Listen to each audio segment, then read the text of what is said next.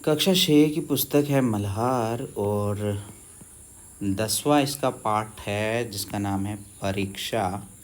इसको अंग्रेजी में आप लोग एग्ज़ाम भी कहते हैं। तो परीक्षा तो किसी भी चीज़ की हो सकती है, एग्ज़ाम किसी भी चीज़ का हो सकता है।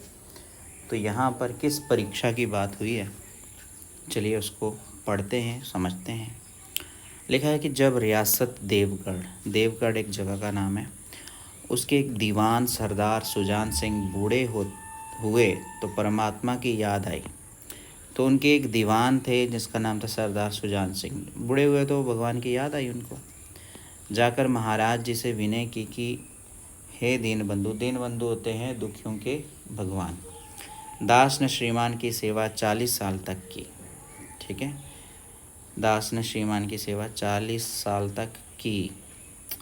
तो अब मेरी अवस्था भी डल गई, राजकाज संभालने की शक्ति नहीं रही। कहीं भूल चूक हो जाए तो बुढ़ापे में दाग लगे, सारी ज़िंदगी की नेक नामी मिट्टी में मिल जाए। ऐसी प्रार्थना करते हैं भगवान के, ये भगवान कि मैं आपका दास रहा हूँ 40 साल तक। अब मेरी जो उम्र है, आयु है, वो डल गई है, बूढ़ा हो गया हूँ, राजकाज भी नहीं संभाल सकता, मुझ में कोई शक्ति नहीं है, मतलब मुझ में जान ही नहीं है, ताकत ही नहीं है। अगर बुढ़ापे में कोई भूल चूक हो जाएगी तो सब मुझे कुछ बुरा बुरा कहेंगे, दाग लग जाएंगे मेरी बनाई हुई सारी कमाई पर। सारी जो कमाई है मिट्टी में मिल जाएगी।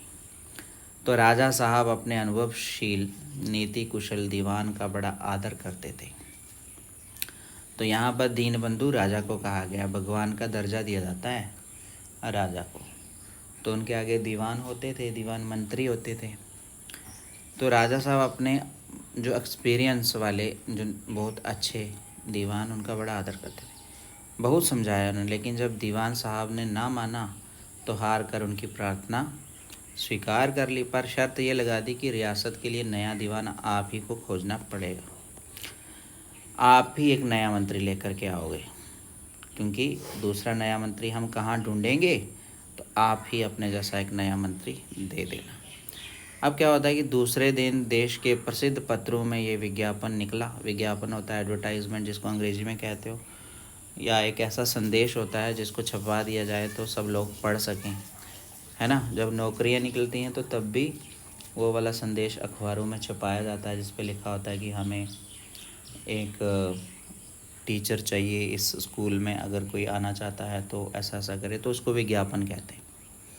दूसरे दिन देश के प्रसिद्ध पत्रों में यह विज्ञापन निकला कि देवगढ़ के लिए एक सुयोग्य दीवान की ज़रूरत है, मतलब अच्छे एक दीवान की ज़रूरत है, अच्छे मंत्री की, जो सज्जन अपने को इस पद के योग्य समझे, वे वर्तमान सरकार सुजान सिंह की सेवा में उपस्थित हों। ठीक है, सरदार राजा को ही कहते हैं। तो ये ज़रूरी नहीं है कि वह ग्रेजुएट हो, मगर हृष्ट पुष्ट होना बहुत आवश्यक है। ताकतवर होना चाहिए, ज़रूरी नहीं है कि वो ग्रेजुएशन हो, बस ताकतवर होना चाहिए। मंदाग्नि के मरीज को यहाँ तक कष्ट उठाने की कोई ज़रूरत नहीं। मतलब मंदाग्नि जिसके मतलब शक्ति नहीं है, ऐसे मरीज को यहाँ तक आने की कोई ज़रूरत नहीं है, मतलब वो ना ही आए तो अच्छा है। 1 महीने तक उम्मीदवारों के रहन सहन आचार विचार की देखभाल की जाएगी। 1 महीने तक उनका इंटरव्यू लिया जाएगा, 1 महीने तक उनको अच्छे से देखा जाएगा। अगर वो सही हो गए तो सिलेक्ट हो जाएंगे। विद्या का कम परंतु कर्तव्य का अधिक विचार किया जाएगा। पढ़ा लिखा ना भी हो चल जाएगा, लेकिन ईमानदार होना चाहिए।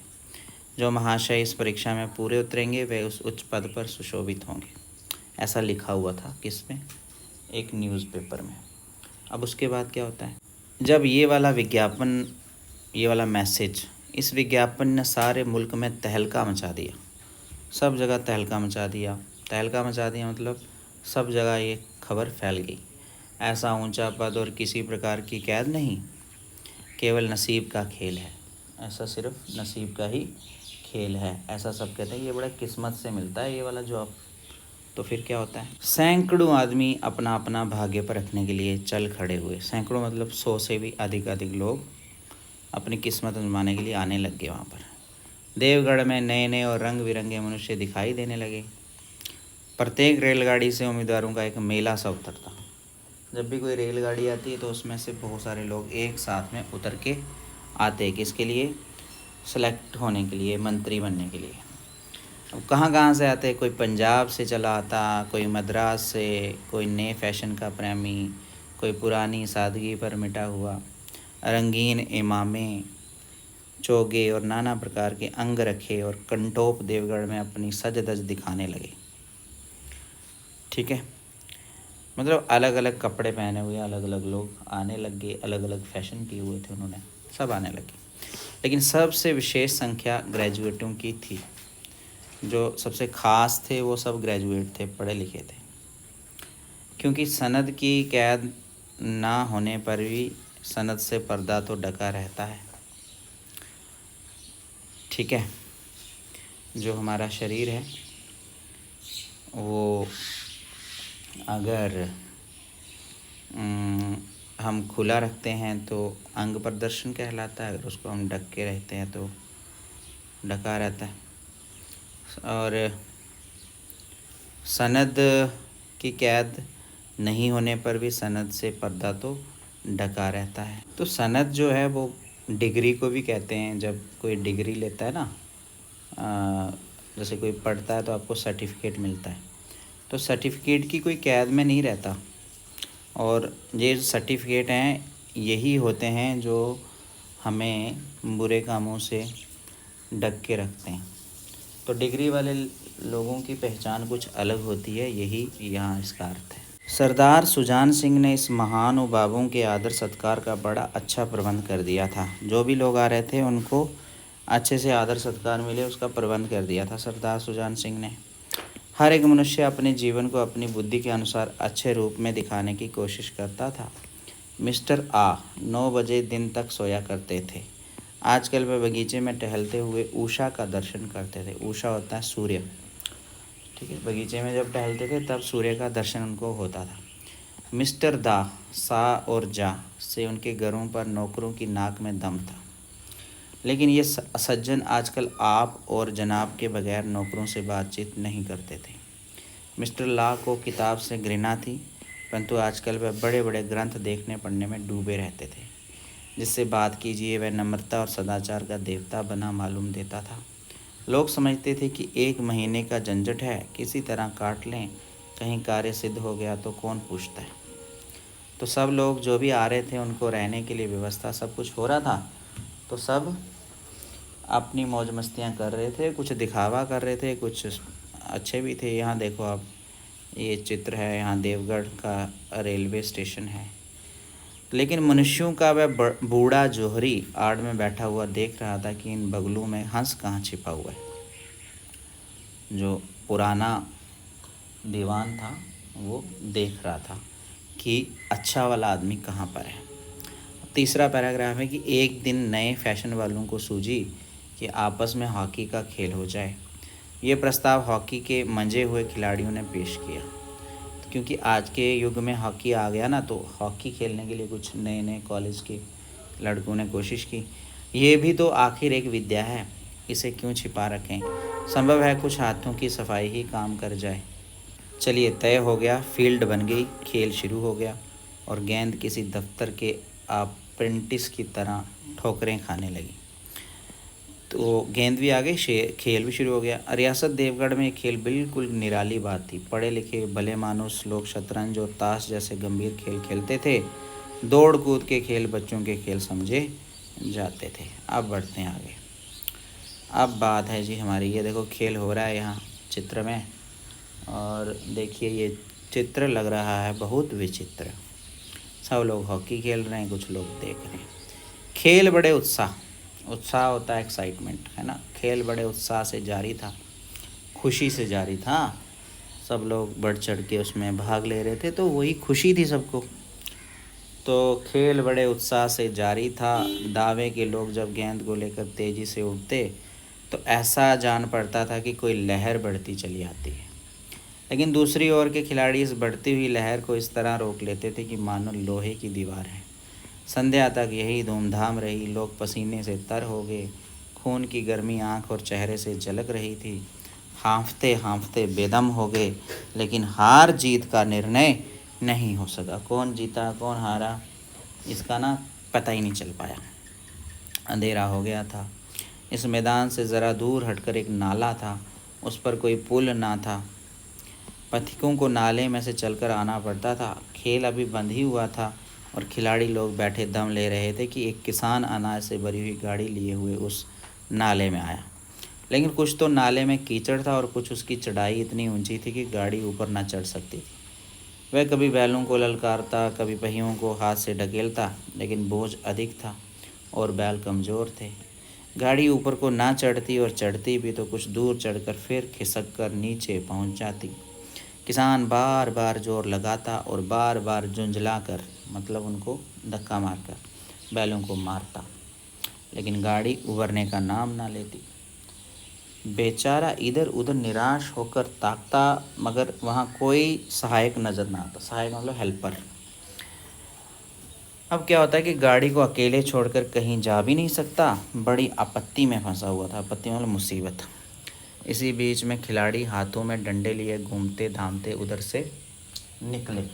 ठीक है, वो सब लोग जो हॉकी खेल रहे थे उनके हाथ में हॉकी के डंडे थे, सब लेते हुए वहाँ से निकले। आगे क्या हुआ ये देखिए। किसान ने उनकी तरफ सहमी हुई आंखों से देखा। सहमी हुई मतलब दुखी था ना, तो मदद के लिए जैसे देखते हैं वैसे देखा, परंतु किसी से मदद मांगने का साहस ना हुआ, किसी से मदद मांगने की हिम्मत नहीं हुई। खिलाड़ियों ने भी उसको देखा मगर आंखें बंद कर दी। जिनमें सहानुभूति ना थी उनमें स्वार्थ था, मद होता अहंकार, मगर उदारता और वात्सल्य का नाम भी ना था। उदारता होता है मतलब बिना किसी मतलब के किसी की मदद करना, उदारता कह देते हैं हम उसको, तो वो भी उनमें नहीं दिखाई दे रही थी। लेकिन उसी समूह में एक ऐसा मनुष्य था जिसके हृदय में दया थी और उसमें ताकत भी थी, साहस था। आज हॉकी खेलते हुए उसके पैरों में चोट लग गई थी। लंगड़ाता हुआ धीरे धीरे चला आता था। अकस्मात उसकी निगाह गाड़ी पर पड़ी, ठिठक गया। उसे किसान की सूरत देखते ही सब बातें ज्ञात हो गई। डंडा एक किनारे रख दिया, कोट उतार डाला अपना और किसान के पास जाकर बोला, मैं तुम्हारी गाड़ी निकाल दूं? किसान ने देखा एक गठे हुए बदन का लंबा आदमी, मतलब गठा हुआ बदन होता है मतलब ताकतवर बदन, लंबा आदमी सामने खड़ा है। झुक कर बोला, हुजूर मैं आपसे कैसे कहूँ?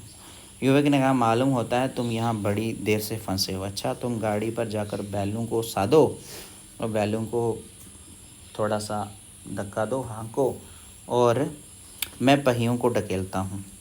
पहियों को कैसे ढकेलते हैं, मतलब पहियों को हाथ से धक्का मारता हूँ आगे वाली साइड। उसके बाद क्या हुआ, अभी गाड़ी ऊपर चढ़ जाती है। अब गाड़ी ऊपर चढ़ जाती। किसान गाड़ी पर जा बैठा। युवक ने पहिए को जोर लगाकर उकसाया।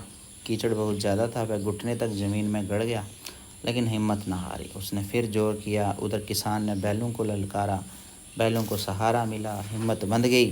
उन्होंने कंधे झुकाकर एक बार जोर किया तो गाड़ी नाले के ऊपर थी। किसान युवक के सामने हाथ जोड़कर खड़ा हो गया, बोला, महाराज आपने आज मुझे उभार लिया, नहीं तो सारी रात मुझे यहाँ बैठना पड़ता। युवक ने हंसकर कहा, आज अब मुझे कुछ इनाम देते हो? किसान ने गंभीर भाव से कहा, नारायण चाहेंगे तो दीवानी आपको ही मिलेगी। युवक ने किसान की तरफ गौर से देखा। उसके मन में एक संदेह हुआ, क्या ये सुजान सिंह तो नहीं है? आवाज़ मिलती है, चेहरा मोहरा भी वही। किसान ने भी उसकी ओर तीव्र दृष्टि से देखा। शायद उसके दिल के संदेह को भांप गया। मुस्कुरा कर बोला, गहरे पानी में बैठने से ही मोती मिलता है। मतलब गहरे पानी में गोता लगाने से ही मोती मिलता है। मोती ना ऊपर ऊपर तैरने से नहीं मिलता। मोती के लिए बहुत गहरी छलांग लगानी पड़ती है, अंदर तक जाना पड़ता है। तो ये 109 नंबर पेज था। अब थोड़ा आगे बढ़ते हैं। 5वां पैराग्राफ देखिए, यहाँ चित्र दिया हुआ वही नाले वाला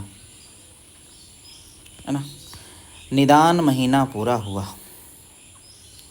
निदान महीना पूरा हुआ। निदान महीना हुआ मतलब यहाँ पर एक महीने का समय रखा था ना, इस महीने के अंदर ही हल निकालना था। निदान यहाँ हल को कहेंगे। हल किस चीज़ का निकाल रहे थे? मंत्री को ढूंढने का हल, है ना। तो वो वाला महीना जो है वो पूरा हो गया कि मंत्री अब कब मिलेगा, तो वो महीना पूरा हो गया, चुनाव का दिन आ गया। अब चुनाव आ पहुँचा, किसको चुनना है। उम्मीदवार लोग प्रातःकाल ही से अपनी किस्मतों का फैसला सुनने के लिए बहुत उत्सुक थे, खुश थे, एक्साइटेड थे। पहले भी उत्सुक शब्द आया, अब फिर से एक बार उत्सुक शब्द आ गया। अब बढ़ते हैं आगे। दिन काटना पहाड़ हो गया, जैसे एग्ज़ाम के बाद रिज़ल्ट आता ना तो दिन बड़ा लगता है। प्रत्येक के चेहरे पर आशा और निराशा के रंग आते थे। नहीं मालूम आज किसके नसीब जागेंगे, ना जाने किस पर लक्ष्मी की कृपा दृष्टि होगी। लक्ष्मी कहते पैसे को। संध्या समय राजा साहब का दरबार सजाया गया। शहर के रईस और धनाढ्य लोग, राज्य के कर्मचारी और दरबारी तथा दीवानी के उम्मीदवारों का समूह, सब रंग बिरंगी सज धज बनाए दरबार में आ विराजे। उम्मीदवारों के कलेजे धड़क रहे थे। जब सरदार सुजान सिंह ने खड़े होकर कहा, मेरी दीवानी के उम्मीदवार महाशयों, मैंने आप लोगों को जो कष्ट दिया है उसके लिए मुझे क्षमा कीजिए। इस पद के लिए ऐसे पुरुष की आवश्यकता थी जिसके हृदय में दया हो और साथ साथ में ताकत भी हो, आत्मबल भी हो, भरोसा हो जिसको अपनी ताकत पे, हृदय वह जो उदार हो, आत्मबल वह जो आपत्ति का वीरता के साथ सम्मान करे। और इस रियासत के सौभाग्य से हमें ऐसा पुरुष मिल गया। ऐसे गुण वाले संसार में कम हैं, और जो हैं वे कीर्ति और मान के शिखर पर बैठे हुए हैं। कीर्ति होती है सब जगह फैली हुई आपकी प्रसिद्धि, और मान होता है इज्जत। ऐसे शिखर होता है ऊंची जगह पर बैठे हुए हैं, उन तक हमारी पहुंच नहीं। मैं रियासत के पंडित जानकीनाथ सा को दीवानी पाने पर बधाई देता हूँ। जानकीनाथ सा मतलब साहब, तो जानकीनाथ जी आ गए हमारे कौन, रियासत के नए दीवान। तो रियासत के कर्मचारियों और रईसों ने जानकीनाथ की तरफ देखा। उम्मीदवार दल की आंखें उधर उठी, मगर उन आंखों में सत्कार था, इन आंखों में ईर्ष्या। सरदार साहब ने फिर फरमाया, आप लोगों को ये स्वीकार करने में कोई आपत्ति ना होगी कि जो पुरुष स्वयं जख्मी होकर भी एक गरीब किसान की भरी हुई गाड़ी को दलदल से निकालकर नाले के ऊपर चढ़ा दे, उसके हृदय में साहस, आत्मबल और उदारता का वास है। वास मतलब निवास। ऐसा आदमी गरीबों को कभी ना सतावेगा, उसका संकल्प दृढ़ है जो उसके चित्त को स्थिर रखेगा। चित्त होता है हमारा दिल या मन, ठीक है, जो कहते हैं चित्त। वह चाहे धोखा खा जाए परंतु दया और धर्म से कभी ना हटेगा। ये हमारे लेखक हैं जिनका नाम है प्रेमचंद जी। अगर आप हिंदी पढ़ते हैं तो इनका नाम बार बार सुनेंगे। इनका नाम प्रेमचंद जी है। इनकी मूछें भी बहुत प्रसिद्ध हैं। हिंदी के एक महान लेखक और कथा सम्राट के नाम से प्रेमचंद जी का जो रियल नेम था वो था धनपत राय। उन्हें समाज सुधार, जो भी हमारी गांव हैं, शहर हैं, उनको सुधारने के लिए ना, या जो भी देशभक्ति की जो भी बातें हैं, उनके ऊपर बहुत सारी कहानियाँ भी लिखी और नॉवेल भी लिखे, जिसको उपन्यास कहते हैं। उनकी अनेक कहानियाँ हैं, जैसे ईदगाह, बड़े भाई साहब, गुल्ली डंडा, दो बैलों की कथा आदि बड़ों और बच्चों के बीच बहुत पढ़ी और सराही गई हैं। तो 1880 में इनका जन्म हुआ था, 1880 में। 1936 में ये हमारी इस दुनिया से चले गए थे, 1936 में। तो ये पाठ था परीक्षा, जिसको हमने पढ़ लिया। तो इसके जो प्रश्नोत्तर हैं, जैसे बाकी वाले पाठों के प्रश्नोत्तर बहुत सरल हैं, वैसे ही हैं। तो कुछ पूछना है या आपको प्रश्नोत्तर जानने हैं तो उसके लिए आप दूसरी वीडियो देखिए प्रश्नोत्तरों वाली। तो इस वीडियो में हमने रीडिंग की है, इसको अच्छे से समझा है। तो ये था हमारा पाठ संख्या 10, इसको हमने पढ़ लिया। नए पाठ के साथ हम हाजिर होंगे। अगला पाठ आप जरूर देखिए, 11वां पाठ। तो ये थी हमारी पुस्तक मल्हार, जिसका था ये 10वां पाठ। तो मिलते हैं एक नई वीडियो में। तब तक के लिए आपको सभी को यही आशीर्वाद है कि आप पढ़ें अच्छे से।